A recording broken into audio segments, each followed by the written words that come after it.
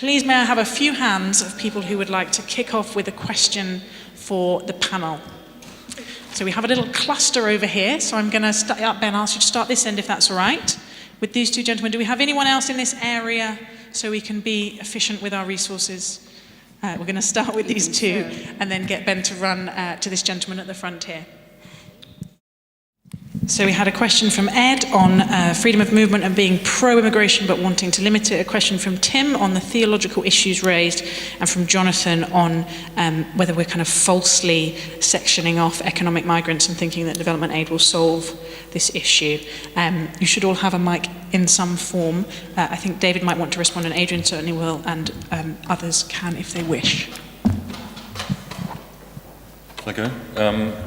Yeah, I mean, on the free movement point, I mean, I think it's one of the interesting things about free movement is that it is a kind of unique and very unusual form of immigration. It creates a sort of, there's a sort of indeterminacy about it. I mean, we're used historically to having people coming from outside the country, either for very short periods of time. It would have been pilgrims a few hundred years ago, now it's tourists, or people coming to a country and committing themselves to that country permanently. And one of the problems with free movement, it's neither fish nor fowl, it's neither one thing nor the other. And indeed, often people think that the people that are coming have the attitudes of short-term visitors with the rights of people who come and commit themselves to a country. And I think that's one of the reasons for its unpopularity. And I think it's an experiment that has failed, essentially, and particularly in this country, because we are uniquely sort of impacted by it because of our labour market. I mean, most people in most of the bigger continental European economies, they have very, very much more regulated labour markets. So your average employee, your average worker is unlikely to feel negatively impacted, even by quite high levels of inflow from Eastern and Central Europe, which is, of course, it's only really since 2005. I mean, we've had free movement since 1957, but it's changed its nature. It's become more and more open. And, of course, it never happened on any significant scale. It was a few academics and accountants moving within corporations or whatever. Now we had it on a massive scale. It was going to be 15,000 a year was predicted. It turned out to be 1.5 million people coming here over 3 or 4 years. So I think people, and it offended against a sort of a common sense idea that one ought to be able to prefer one's fellow citizen. Fellow citizen favoritism became illegal, is illegal in the European Union. And as I say, I don't think people are hostile to people from Central and Eastern Europe, but I think it has kind of, it's upset people's sort of notion of what it is to be a citizen. Am I allowed to answer? Well, no. Why don't I allow other people? I've had a good go on that.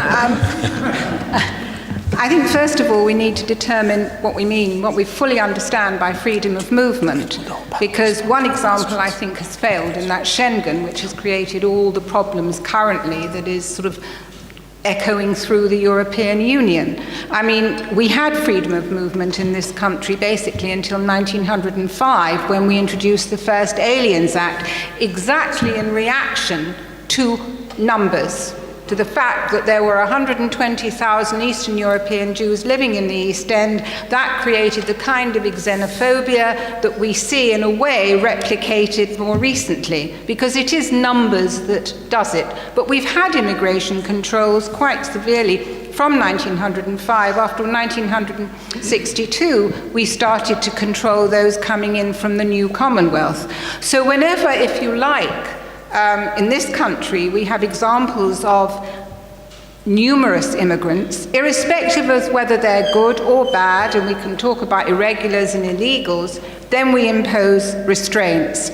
So in a sense, what do we mean by freedom of movement? And I think the freedom of movement in this essence is very much the reaction to 2004 and 2007. And of course, it wasn't totally free. You couldn't just get in to the UK without passing through a border, as you could once you got into Italy or Greece. You had to pass passport control.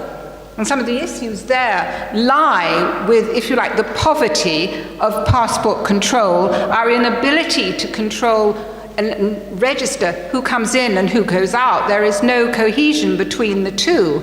And we must take into account irregulars, people who come in as tourists and just don't leave.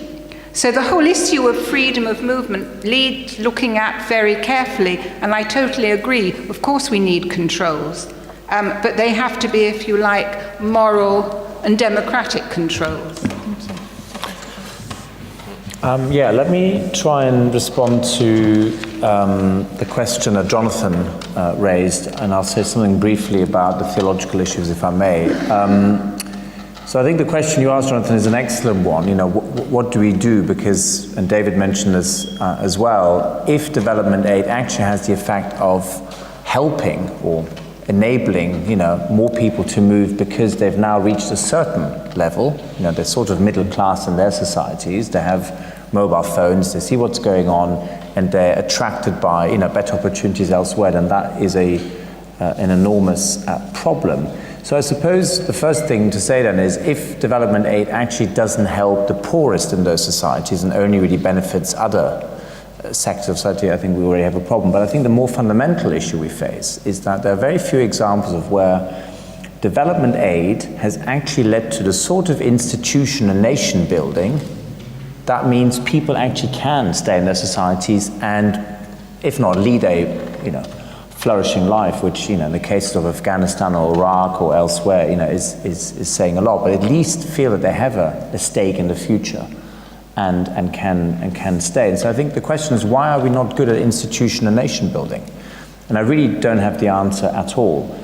But I suspect one reason why we're not very good at it collectively, all those countries offering development aid, is because I don't think we have a very good understanding of what sort of institutions or what sort of nation building would work in those societies where we are present, whether it's either after some humanitarian catastrophe or after some military intervention. I don't think we have a very good account of what Afghan society is. I don't think we really understand how Iraq works. Otherwise, we may have thought a bit differently about intervening. You know, never mind Libya, where we thought we were doing the country a great favor by removing a bloody dictator, only to unleash all forms of sectarian conflict that perhaps one doesn't want to establish any moral equivalence, but doesn't seem to be much better than the sort of dictatorship they had during the times of Gaddafi. So I think institution and nation building is the big question, and I think development aid has to be linked to that if it really wants to make a difference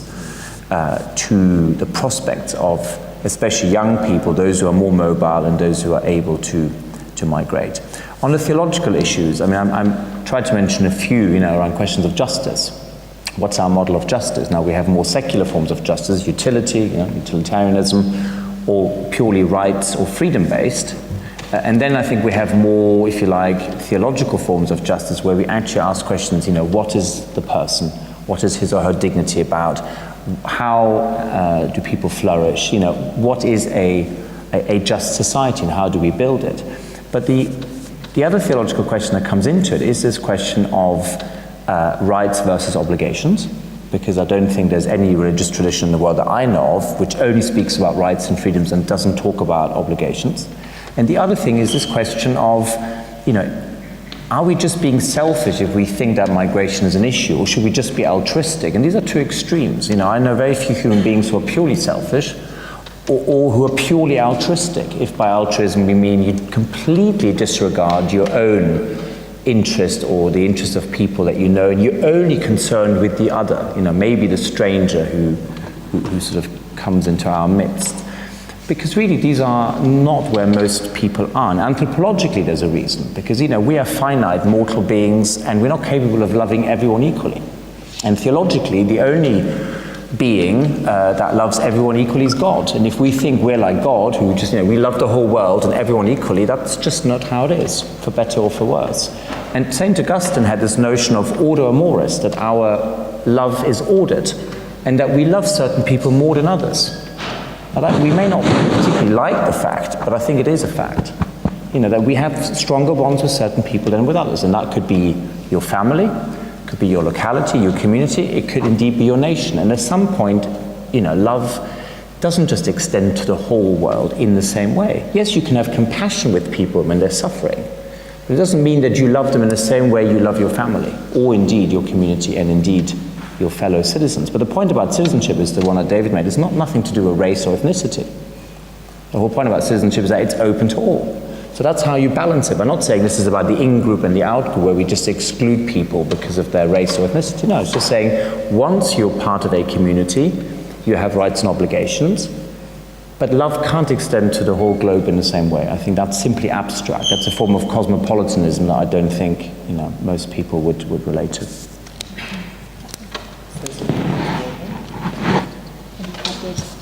Should I grab this one? Okay.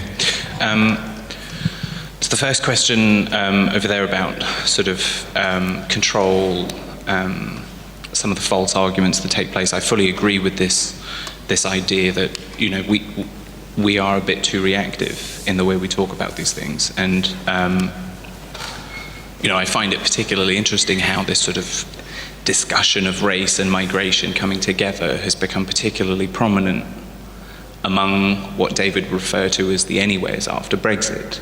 I find it funny because for those of us who sort of experienced genuine racism in the 80s and 90s, it was interesting to see our concerns about race heightened when we were talking about French and German people not being allowed to be in the UK.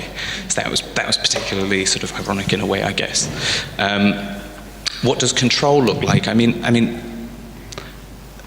I think there's also, and your comment sort of belies a tendency that does exist in the other direction as well. Those of us who perhaps talk on the other side of this discussion a little more often are confused in what we say is sort of necessarily supporting uncontrolled immigration.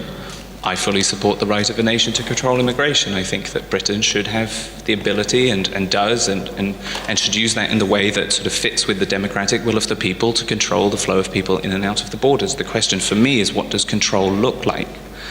If we're talking about economics and we're talking about displacement and distortion in job markets, if we're talking about the difficulty of creating cohesive communities in a time of sort of rapid demographic change, I don't see any of those two concerns, very, very understandable as those concerns are, I don't see either of those concerns justifying the indefinite detention of people dying in detention centres. I don't see either of those concerns justifying the separation of families for administrative convenience. I don't see any of those concerns justifying the labeling of an entire subset of people in some ways as subhuman, as we're seeing on the other side of the Atlantic as well. And on the issue of undocumented or illegal immigration, there's a huge misunderstanding about this in this country, and it's partly because a lot of what we know about, well, we don't know a great deal about undocumented migration as a society, and that's the whole point, right? Because it is something that exists below the radar. What we do know from the other end is that a huge portion of those people who are undocumented in the UK came here perfectly legal, not as tourists who stayed indefinitely, but as people who came on some sort of route to settlement, whether they were on a 5-year route or a 10-year route to settlement. And if anybody in this room has either navigated the immigration system themselves or know somebody who has, you'll know how incredibly complicated it is at different points. You'll know that the error rate at the Home Office in a developed country, and I've worked in many, many developing countries on nation building and the reform of the judicial system. I've not seen this. I've not seen this in post-conflict societies where a 51% error rate is recorded by the appellate courts. What does that mean for somebody who's earning £18,000 or £19,000 a year and they've been told by the Home Office that you didn't submit one of 600 papers and so your leave to remain in the country is expired and you should stop working, you should stop using the NHS, you're now liable to removal? Would any of us know what to do? And we are the liberal cosmopolitan elite sitting here in Putney. Would any of us know what to do? What do you do in that situation? You can't afford a lawyer. You've lived here for 10 years. You've got kids here. You're not going to leave because you got a text from the Home Office. So yes, you are violating a law, but only because that law violates God's law that says to you, because of administrative reasons, you have to leave your family now, even though we got it wrong. So that's the proportion of the undocumented population that we deal with on a day-to-day basis. And just to put a number to some of that, 120,000 young people who are eligible for citizenship, who are not naturalized as citizens because the fees are so high and the system for becoming a naturalized citizen is so complicated. It's just important to start talking about undocumented people for who they are. They're people who, for one reason or another, have often just fallen through an immigration system that doesn't work. And just a final point on this idea of development aid and our concerns about developing countries. And again, I say this as someone who's worked in international development for a long time, for all of my sins. There's a fundamental problem with the reliance on the international development system or the aid system as something that will help with the flow of migration, even where we're working on judicial reform, administrative reforms, and state building. And it's in some ways an extension of a problem that's kind of been there for about 500 years, but manifests itself within the aid community, within aid projects, which is that the project of international development is fundamentally based on us going to a place and saying that it's better where we come from. And if you do that enough, people will be convinced to follow you back. And that's just part of the way it works. And that's inevitable in some ways. And a final point on the inconsistency of that conversation about our concern for the developing world. If our policies about restricting the flows of people from the developing world into the north are about our concern for them staying there and developing their societies, then that sits very uncomfortably with a policy which is simultaneously promoted, which is our insistence that we only take their doctors and engineers, that we only take their skilled people. And yet we are concerned about people staying behind in those countries to develop their societies, but we will only leave behind the unskilled. That's something that really desperately has to be reconciled. Thank you. I have 2 points. The first one is around movement in general. Basically, it's important to note that any movement has an impact on the countries where the migrants are leaving, the countries in transit, and indeed the country in which they're entering. Whether we have strong controls or not, and whether we split it into EU immigration and non-EU immigration, the impact of anything is felt at the grassroots level, and it's the grassroots communities then which feel that, and that influences their thoughts on immigration. Which leads me to my next point, which is around the fact that previously we haven't been able to openly say that we want to have a reduction in immigration due to fear of sometimes being called racist or xenophobic. We haven't been able to have that honest conversation. And that's been a shame, really, because many people want to welcome immigrants. Immigration is a good thing. It's just the scale of immigration that has been far too high, which has meant that the communities that have tried to welcome people have really struggled. And that has then resulted in silos and problems. And I think the final point is that at the moment, the darlings of the media are immigration and religion. And I think it's so important we find a way to utilize that media space positively to show what we can do as people of faith, with our warm values towards immigrants, but recognising they extend to the whole population as well. So I think we could really cash in on the fact we get all the headlines in the media. Thank you. Anne just wants to add one line, but I should be... A very quick rider to the comments about the Home Office and dealing with immigrant applications. A few years ago, I supervised the PhD of a young woman who was working in the Home Office within the Immigration Department. And the level of education of those dealing with these applications was so low that there is no surprise at all that the mistakes have been made. I'm hopeful that this has been approved, but they weren't even at A level. People dealing with it, I won't say they were illiterate, but they didn't really understand. Somebody's nodding her head, so yes. Thank you. I should say, Kiran, that what you said was wonderful, but we need to be clear that not everyone here would call themselves a people of faith on the panel or in the room. And one of the wonderful things about the fact that we're all here tonight is we want to be able to talk across those differences and engage the resources of our different traditions and perspectives and lives and worlds to see if we can have this conversation together. I'm going to ask for some more questions. Where is my runner? Thank you so much. So a whistle-stop tour. We had a comment about the transition from unskilled to skilled, how we do that. We talked about, Philip talked about borders. Is it about controlling our borders? Sophie wants to hear a truly moral pro-migration case. That is the challenge to the panel. Megan talked about this kind of good migrants, bad migrants rhetoric. How helpful is that? Alison has an interest in social cohesion, particularly women's rights. Claire challenged us on the Geneva Convention and our acceptance of refugees. And Tillman talks about whether that anxiety in communities is is misplaced and whether there's a kind of education job to be done there. I'm going to ask the panel, we'll start this end, so Kiran can get away, to pick any of those that you feel like you want to answer. You won't be able to do all of them, do not attempt it. But this is your opportunity to say a few closing words.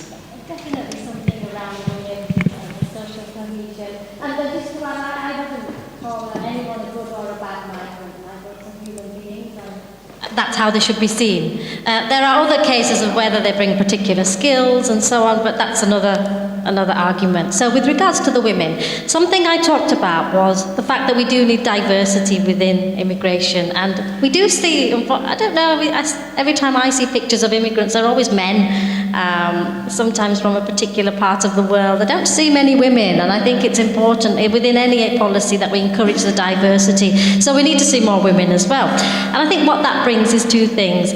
Firstly, we get to learn about some of the practices that they bring with them from their countries. We learn a little bit about whether those practices are viable in this country. So whilst we're building friendships and talking, and like I said, places of worship are really good places to bring people together just for a chat, food and friendship. We also notice some things that the women may be struggling with, and they may have come to this country to try and avoid those practices. And we've seen a number of things, female genital mutilation, for example, where in some countries it's okay to go ahead, but it's not in this country. So there's a good thing there, is that women are actually feeling safer here. But then it's how we try to work with them in a positive way to help change the mindset of the community, and how we empower them. And I think that's something that we can all play a key role in, empowering the community members, especially the women, who I've seen many of them come in very difficult circumstances with children from really violent backgrounds, but marriages where they don't really have a say. So, husband is God. I'm not going into religion here, but for them, husband is the boss, husband is the God, and that's not something that I would agree with. So I think it's how we help to just find that fine balance of how things work in this country. That is part of integration. That is part of helping people become a member of society. And those practices that I've talked about, we don't want to see them in this country. So I think we have an opportunity to help these women, help these communities, and really, live these British values. And I think national citizenship is a wonderful idea. I think if we can all relate to national values, it's a good thing. Thank you so much, Kiran. You have full permission to slide off sideways as you need to, but we're going to run over slightly in order to get the final thoughts from the panel. It's okay. I'm not going to try and answer all of them. The skilled and unskilled division is entirely arbitrary at points. I look at things like care work, and particularly end-of-life care, which is no longer in the skilled visa list, and I just think, how many of us could do that? How is that considered to be unskilled work? There is this artificial binary, and there is the question of, if there is this froth or this disturbance at the low-skilled end of the labour market, why are we using immigration policy as a substitute for investing in helping people at the low-skilled end of the labour market become more highly skilled? And the point here about evidence, which is so crucial, and it's exactly why sort of the first of our organisation's principles in terms of what a positive immigration policy should look like, is that it should be rooted in evidence. And it is communities where there are lower levels of immigration that you see those higher levels of anxiety, and there's a role for all of us, for political officials, for leaders, to actually do more to engage in a conversation that's based on facts rather than sort of convenient distortions of facts. The final point there is just about the positive case on immigration, and it really hasn't been made, and I don't think anybody has done a good enough job of making that case. We've looked at the referendum, we've looked at changes in attitudes on immigration, and of course, we've discussed a lot this evening that anxieties exist in different parts of society, but anxieties are also shaped by our national conversation. Anxieties are shaped by the way we talk about migration. If I was to tell you that we had an uncontrolled deluge of pine trees, that there is a pine tree epidemic, and I was to do it 24 hours a day for 20 years, at some point somebody would say, when is he going to do something about the pine trees? we would have social attitudes around pine trees changing very rapidly over that period. So even though, yeah, I totally sympathise with a lot of different reasons for people's anxieties, we have to also accept that some of that has been manufactured by the way we discuss migration, and that's a problem. And finally, on the point of targets, the reason I bring up the sort of net migration target as something that's interesting is that in the 8 years since we first heard about the net migration target, our position in the global economy has changed. We've had huge growth in certain sectors in the UK. The oil price has plummeted to record lows and has gone back up again by 300%. The referendum has happened. We've had a net outflow of £700 billion in investment. We've had £140 billion in FDI and other sectors. Industries have changed. How has that target not changed? Is that not the proof that that target is an arbitrary number that does not reflect what our economy and our society needs? If the entire world changes around us and the 100,000 figure hasn't changed, that number has been pulled out of the air. Thank you. Adrian. I think the question about the moral case for migration is a very interesting one. And I think it's interesting for a very simple fundamental reason, which is it hopefully shifts the focus away from purely, economic or political or ideological perspectives onto the question of, well, what is moral, what is ethical, what is our conception of justice? And I think that's where a more interesting debate, I think, can be had. And if we reduce justice just to, it's someone's right to migrate, then I think we have a problem, because that seems very one-sided. If we say it's someone's right to keep migrants out and only select the ones that are economically useful, again, that to me seems like a very impoverished notion of justice. Whereas if justice is about how we organize or order society, and there's a question of balance of interests, there's a question of reciprocity, people contribute, people get support. There is, of course, a huge place for compassion for those who are in extreme forms of hardship and need, but there's also a sense in which, no society can only give and not also expect at some point some form of contribution. So I think that's where it's more interesting to focus on ethics rather than just economics. I'm not a fan of economic approaches to migration because I think it's very impoverished and reductive. And it's precisely because different religious traditions, I think, Christianity as well as others, but Catholic social teaching has perhaps developed as most among the Christian traditions, to say it's about the dignity of the person, each and every one.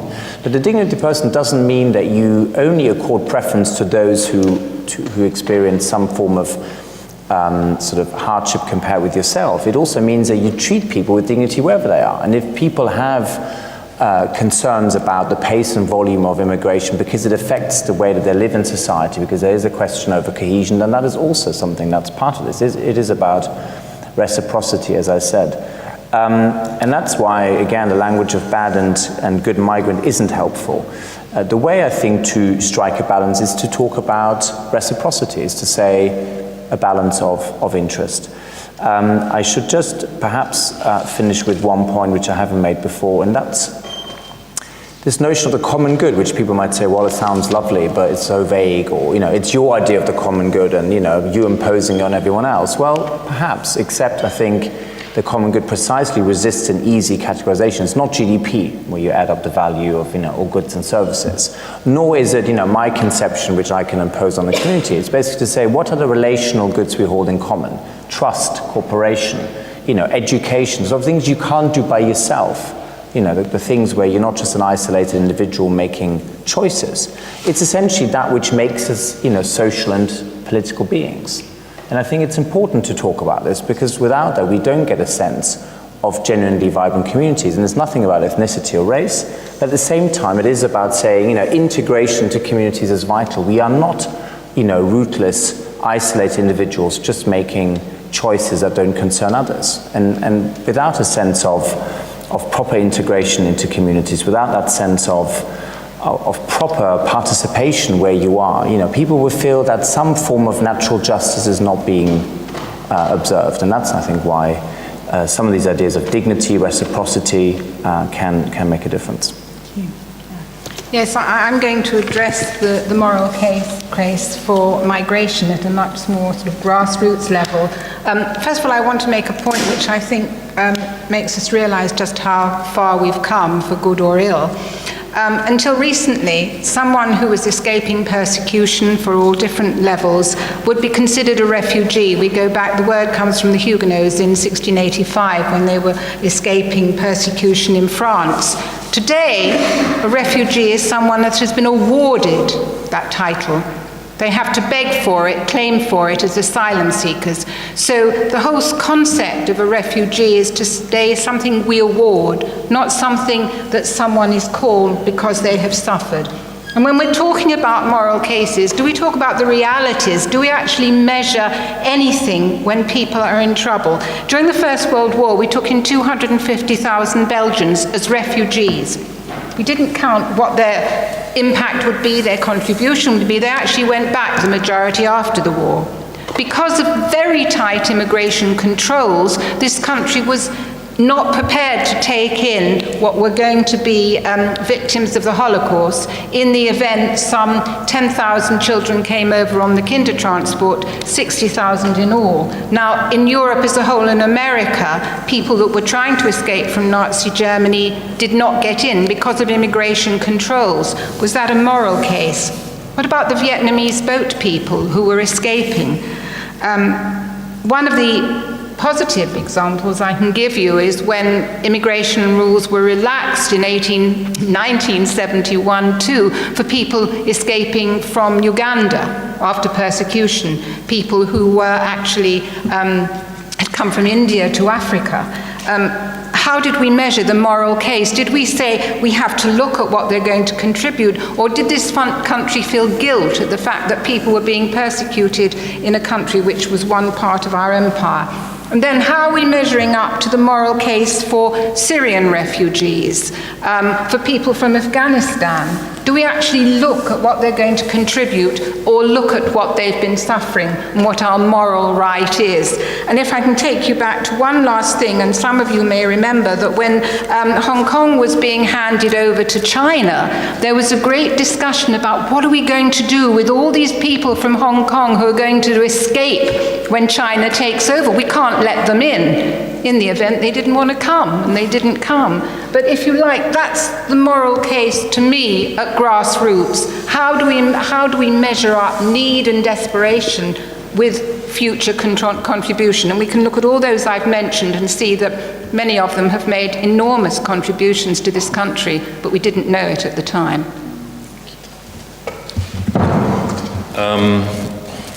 Yeah, I mean that's essentially a kind of utilitarian defence of open doors to refugees. I mean, the problem is it isn't necessarily. I mean, it's a kind of limited utilitarianism because we don't actually know how things are going to work out. When half the graduates in Syria are now in Western Europe, it's going to make rebuilding Syria after the conflict finally comes to an end much harder. Now, it may be good for those who can move, but those who can move are often the most privileged in those societies, and it makes life for those that remain even harder. Anyway, I mean, the point about unskilled people was the one I wanted really to address, and obviously many unskilled people would like to be more skilled, but there are lots of people who don't want to, or are not capable of high achievement in their lives. But everybody, this is one of the things that religion teaches us. Everybody wants to be valued. And I think a lot of people in our very achievement-oriented society feel they are not valued. And many of the institutions that would value people just for who they are, like religion, like the family, like the nation, all of these institutions are in decline. And it is significant that although religion is obviously still here in this country, just about, of the 120 bishops of the Anglican Church, is it 120 or 130? Only, as far as we know, only one of them voted for Brexit. It seems absolutely extraordinary, given the probably majority of their congregations being elderly white people. Probably a majority of their congregations voted for Brexit. And I mean, talk about anywhere, somewhere divide. the Barnsley factor comes into this. What I call the gentleman from the LSE says, well, why are all these people in the kind of former industrial areas? Why don't they just look at the facts? Well, for a start, I mean, the facts are not as much on your side as you imagine. Overall, immigrant has not been, in large-scale immigration, has not been physically positive. Even the famous Dussmann paper admitted that, even though it twisted the presentation of it. Overall, immigration has not been physically positive for the country. It's been sort of economically neutral, in which case you have to ask questions about culture and society and neighbourhoods and pace of change and scale of change. And the people in Barnsley used to feel valued. They used to be part of one of the great coal fields of Western Europe, and now they feel sidelined. It's a bit like the kind of red state, blue state distinction in the US, and this is one of my worries about integration in this country in the long term. It's not just about particular neighbourhoods, but that the whole society will cease to be one society, that we will be divided between the great liberal-minded metropolitan centres like London and Manchester, but big minority populations, lots of highly educated, mobile, liberal-minded graduates, and then there'll be the rest of the country, which will have a relatively low minority population, which will be small c conservative. Now, both of these places are entirely, have values that are entirely legitimate, but they will live in different and separate universes, and we should worry about that. Yeah, I mean, I have to just stick up briefly for this much derided institution, the Home Office. I mean, what you were saying about the Home, I mean, the idea that the illegal immigrants are just sort of made a mistake. I mean, 15,000 people come to this country every year on a lorry. They didn't just get on the lorry by mistake. 40,000 people deliberately overstay their visas. We have about 60, 70,000 people a year who add to the pool of illegal immigrants in this country. We deport against their will, excluding prisoners, 6,000 people. I mean, this is not a kind of brutal, draconian organisation that is kind of rounding people up and randomly deporting them. I just want to say that, and actually the Home Office is in, notwithstanding the egregious mess of the whole Windrush thing, which is partly the result of the lack of institutional memory, which is true of so many of our institutions these days. They are not brutal and incompetent. In fact, the Home Office is in a much better state than it was 10 or 15 years ago, after New Labour opened the doors in 1997. Then it really was genuinely overrun. Large parts of it were not functioning properly. Now it is actually under much better control. David, I'm going to... Thank you. All right. There may well be some people here working for the Home Office who I'm sure will be glad to have someone fight their corner. So thank you. That's not an unimportant point, that they're doing a very, very difficult job, and shaping policy in this area is extraordinarily difficult, and creating bogeymen is not the way forward. I'm going to hand over to Jenny from Together for the Common Good, who's just got a few closing remarks and, very importantly, I think, some thanks. Hi, thanks everybody. It's great to see so many people here, and this is our first in a series of 3 debates, so I hope it's given you a taste of what we're trying to do here. And I think it's great that we're working together as a partnership. As part of the building of the common good is strengthening of institutions and strengthening the links between them. So the fact that we've all come together to produce this debate for you, and it's great that you've turned up, is a flavour of building the common good. And just a bit about the definition of the common good, which it get a little bit slippery sometimes, but we're pretty sure about it. So we say the common good is the shared life of a society in which everyone can flourish. And we build the common good by working together across our differences of background, experience, and opinion. The diversity of opinion is very important, with each of us taking responsibility and contributing according to our ability and our calling. So it's important to note that common good is not utopian ideal. It's not something that can be imposed by one enlightened group upon another. And that's often where it's misunderstood, that people think it's some kind of aim that we've all got to get behind.